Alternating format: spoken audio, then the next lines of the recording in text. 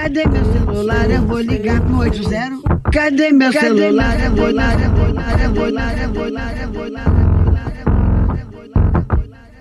Ninféias apresenta Pílulas Feministas.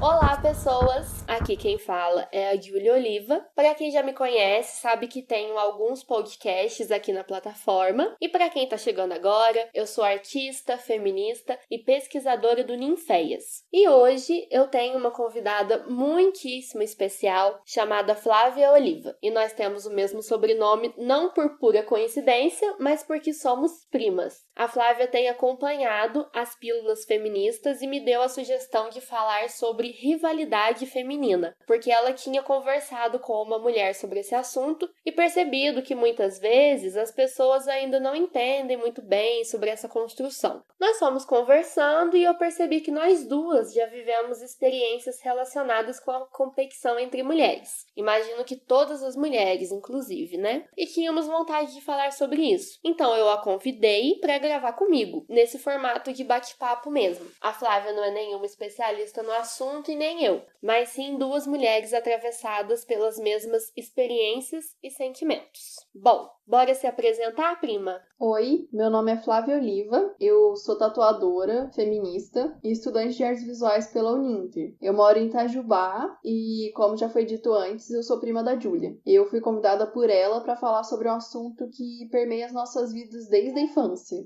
E lembrando, galera, que tudo que nós vamos falar por aqui é através da perspectiva de mulheres brancas e cisgênero, privilegiadas de diversas formas. Ou seja, esse podcast se limita na nossa experiência. Pois então, o que é essa rivalidade feminina, né? Como ela acontece? Ela nada mais é do que mais uma engrenagem da nossa cultura machista e patriarcal que incentiva e constrói socialmente que mulheres têm que estar em competição o tempo todo. Para com essa coisa, garota recalcada. Cachorra da rua, a gente pega na porrada. E ela é extremamente estratégica, porque é muito fácil manipular e controlar as mulheres enquanto elas estão desunidas e competindo. Isso já começa na infância, quando você percebe que meninos se apoiam, andam em grupos, enquanto meninas andam em duplas, no máximo em trios, e falam mal uma das outras. Sim, eu, por exemplo, desde que eu fui colocada nessa caixinha rosa de menina lá na infância, eu me vi sendo introduzida de diversas formas no mundo da feminilidade compulsória e capitalista. Uma delas foi me comparando com outras meninas à minha volta, e até mulheres já adultas. Eu lembro que desde pequena eu comparava o meu corpo, a minha inteligência, os meus trejeitos com os de colegas e atrizes da TV. Até com a Júlia eu já me comparei e criei várias inseguranças, mesmo ela sendo uma das minhas melhores amigas. Exatamente. É importante a gente falar sobre isso, porque eu e a Flávia, a gente era grudada na infância, né, Flávia? E tinha muita comparação. Nós duas nos comparávamos e as pessoas ao nosso redor nos comparavam também. E eu sempre achava que tudo seu era mais bonito, que você era mais bonita que eu, que tinha as roupas mais bonitas, as bonecas mais bonitas. Pois é, né? E eu achava isso de você também.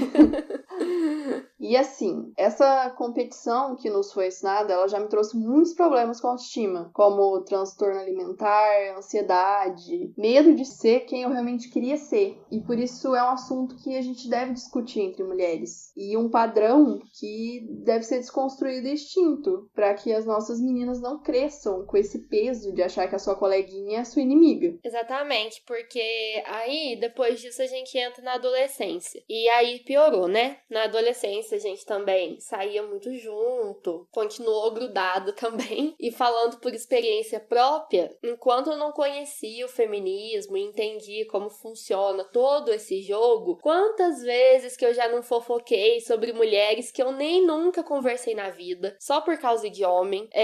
Eu tenho muita vergonha de falar isso até, mas acontece mesmo, porque a gente fica imersa nesse transe, parece, que a outra é sempre uma ameaça. Sim, nossa, a gente já fez isso várias vezes e olhando agora dá uma sensação ruim. Exatamente. Quantas vezes que nós duas já não ficamos falando mal de meninas que a gente nunca tinha conversado, sabe? Só porque, sei lá, um menino que a gente gostava já tinha ficado com ela, não sei. Mas eu acho que a adolescência é esse momento mais forte da rivalidade. Porque é o período que você tá formando suas opiniões, os seus gostos, os seus desejos. E é também um dos momentos mais vulneráveis da vida de uma mulher. Porque é aí que as cobranças sobre faculdade ficam mais intensas. Que geralmente as descobertas sobre sexualidade se acentuam. Que se encaixar em um grupo é essencial. Então, ver outra garota tomando o seu pódio, entre aspas, na escola e em relacionamentos é uma coisa inaceitável, que acaba gerando essa coisa de fofoca, bullying, entre outras coisas. E aí é criado esse mundo feminino, né? Completamente distorcido, que diz sobre falsidade, fofoca, inveja, recalque, coisas fúteis. E é muito comum, por exemplo, que as mulheres que não se identificam com esse mundo prefiram a companhia de homens e se vanglorizem por isso. Tipo, eu não sou como todas as mulheres, ou ser amiga de homem é muito melhor, mulher é tudo falsa. Sem entender que, na verdade, não é que os homens são melhores, é que eles não são ensinados a se rivalizar em torno dessa ideia de falsidade. Existe também competição entre eles, mas fica muito mais no lugar do machão, do alfa. Então, como que essa cultura se consolida, né? É através da mídia que ela se consolida, com a cultura pop, a música, as novelas, filmes, programas de TV, etc. Porque eles criam histórias que giram o tempo todo em torno dessa rivalidade feminina. A gente pode pensar que filmes americanos como Meninas Malvadas ou Noivas em Guerra nem existiriam se não fosse falar sobre isso, porque é o tempo todo as mulheres em guerra, literalmente. Aquela é Regina George, é um mal em figura de gente. Ela parece uma garotinha egoísta, traiçoeira e descarada, mas na verdade ela é muito, muito mais do que isso. As novelas brasileiras também são um grandíssimo problema. Eu já peguei exemplos de novelas que incitam a cultura do estupro no último podcast que eu fiz com a Amanda e a Carol. E assim, gente, é estupro, é violência doméstica, rivalidade feminina, tudo muito romantizado e normalizado nessas novelas da TV aberta, que grande parte do povo brasileiro assiste. E não dá mesmo pra achar que cenas de mulheres sendo espancadas seja algo normal. Por exemplo, como esquecer daquela cena da novela Celebridade, que a personagem Maria Clara espanca a Laura no banheiro. O eixo principal da novela era a rivalidade das duas, e essa cena foi muito esperada. Eu era criança na época e eu lembro que como isso marcou. Todo mundo queria ver essa cena. Você lembra disso, Flávia? Eu lembro sim. A gente era bem noveleira, né? Sim, crianças noveleiras. Sim. Vamos escutar um trechinho da cena. Quer ver o meu prêmio? Tá lá em cima da minha mesa, depois eu te mostro. Mas olha, não encosta o dedo não, que pode marcar. Na verdade, eu acho que um troféu foi pouco. Você não foi premiada o suficiente, Laura. Cinismo não combina com você. Foi por isso que eu vim aqui. Pra te mostrar pessoalmente a minha admiração, não só pelo incentivo à cultura, não. Você tem tantos outros feitos admiráveis na vida. Mas vamos começar pelo roubo da minha ideia, que foi o que te trouxe aqui hoje à noite. Tá aqui o meu prêmio pra você. E pela armação pra tirar o Claudio Honor da empresa, mais um prêmio pra Laura Prudente da Costa! E por ter feito o Ernesto afundar a empresa! Você quer me dar? Quer me dar? Tu me solta, que eu te arrebento, sua vaca! Não, você não arrebenta nada! Solta! Não é nada! Você é uma vagabundinha ordinária! Socorro! Socorro! O que você achou? Socorro, essa mulher tá louca! Socorro! E pelo Hugo desmaiado na minha cama! Lembrei! Por ter encostado essas patas sujas na chave da minha casa pra tirar cópia! Cala a boca, para! Não fala comigo! Você tá proibida de falar comigo! Não, E tudo isso porque a Laura tinha roubado a ideia da outra e ganhado um prêmio. Tipo, beleza, é uma traição. Mas aí a gente vai resolver espancando a outra no banheiro. E essa novela é de 2004, né? Pois é, mas nós temos uma mais recente ainda, que é A Força do Querer, de 2017, que tem uma cena com as personagens Joyce e Ritinha dando uma surra na Irene. E essa, gente, é pior ainda, porque o motivo foi homem. Olha só. Você não precisa me agredir. O seu marido vai ficar com você. Ele é apaixonado por mim, mas ele vai ficar com você. Ter coragem de entrar na minha casa, sentar na minha mesa. O homem que o Eugênio é de verdade. Esse daí, Joyce, você nem conhece. Vagabunda. Quer que eu vá aí te devolver? Vem pra você ver o que tá te esperando aqui, vem! É ela que Vagabunda. devolve o sapato. Não se mete, garoto! Devolve essa égua, vai devolver. Não Se tu tirasse o marido, vai tirar o sapato também? Tira. Quase seria de mulher. Bate, tia Joyce. Bate, tia Joyce. Bate, meu salto. Isso, bem batido.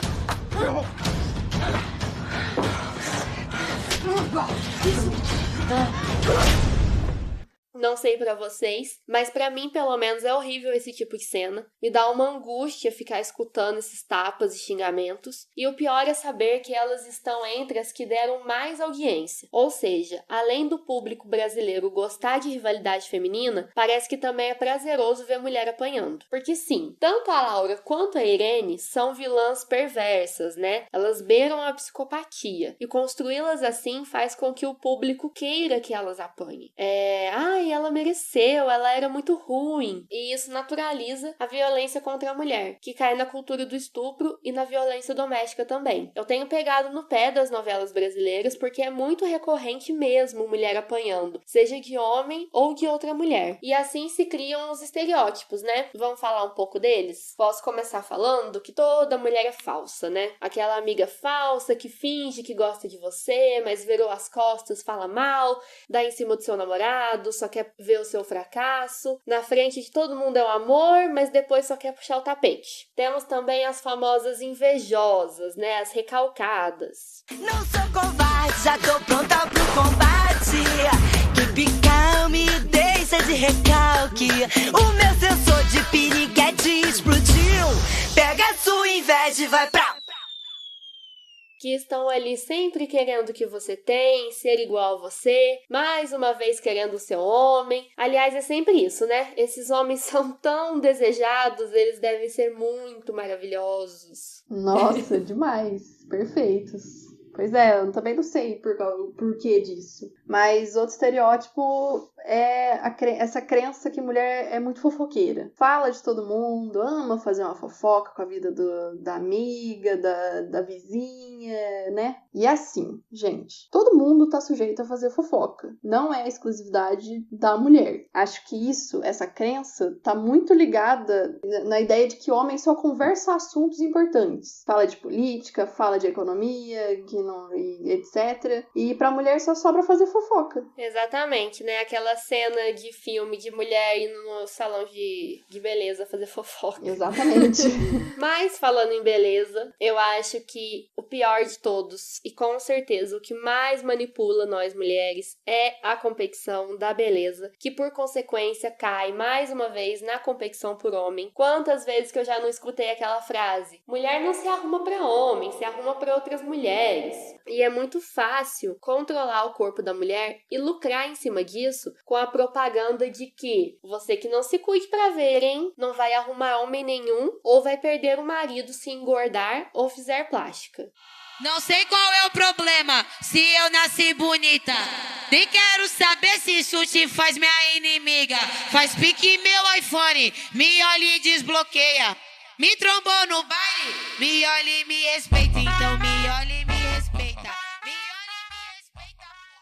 Sim, nossa, e essa ideia de que a gente precisa ser bela, e mais ainda, que a gente precisa ser mais bela que a mulher do nosso lado, é uma coisa completamente destrutiva pra gente. Nós nunca somos a nossa prioridade, nunca fazemos algo pensando no nosso bem-estar. É sempre pro homem, ou melhor, para a visão machista de mulher que eles criaram. E isso é um fardo super cansativo que nos trava de diversas formas em várias coisas da nossa vida. Pois é, nós poderíamos gastar nossa energia, dinheiro, nosso tempo com outras coisas para o nosso crescimento, ao invés de ficar se comparando e correndo atrás de um ideal de beleza o tempo todo.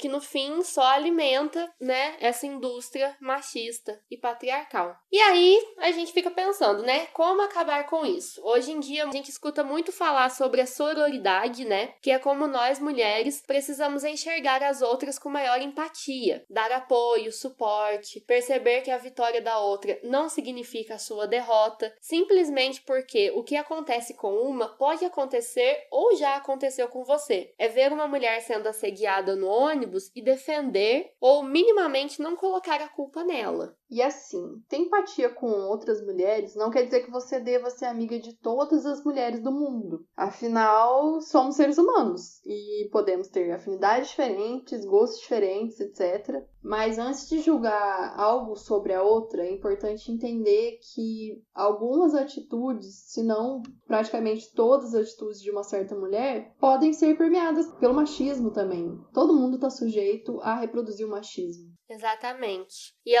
lógico que nós não vamos fingir que nada aconteceu se alguma mulher quebrar a nossa confiança. Mas acredito que o caminho para isso tá muito mais em se afastar dela, se você quiser, ou em conversar do que dar uma surra no banheiro, igual na novela, né? E algumas atitudes podem ajudar nessa mudança de comportamento, como, por exemplo, elogiar uma mulher sem falar mal de outra. Outro meio de mudar esse quadro é criando um grupo de mulheres para se apoiarem seus sonhos, projetos, também consumir conteúdos feitos por mulheres e realmente levantar umas às outras, realmente construir esses grupos, essas correntes, para que a gente possa ser essa semente plantada na vida das gerações mais novas, como nossas sobrinhas, primas, filhas, ou alguma outra geração que está por vir, e que podem viver realmente essa sociedade de sororidade e união que a gente tanto almeja. E assim, falando por experiência própria, depois que eu me desprendi dessa comparação, desse sentimento de inveja e tudo mais, eu pude perceber como é maravilhosa a sensação de amizade verdadeira entre mulheres e como é forte, é poderosa a união entre as mulheres. A gente não fala isso da boca para fora não, porque realmente é mesmo. E talvez seja por isso que ela é muito temida também. Mulher, a culpa que tu carrega não é tua. Divide o fardo comigo dessa vez, que eu quero fazer poesia pelo corpo e afrontar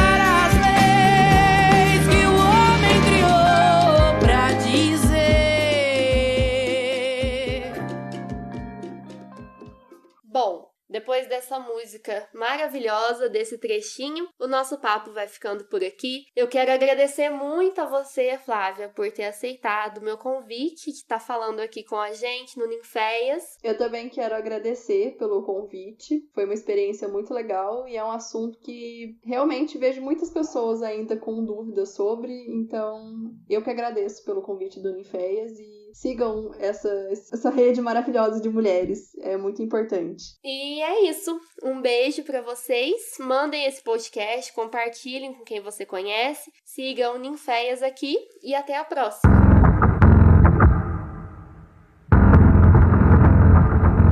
Essa foi mais uma produção do Ninféias, Núcleo de Investigações Feministas, com o apoio da Pró-Reitoria de Extensão da Universidade Federal de Ouro Preto.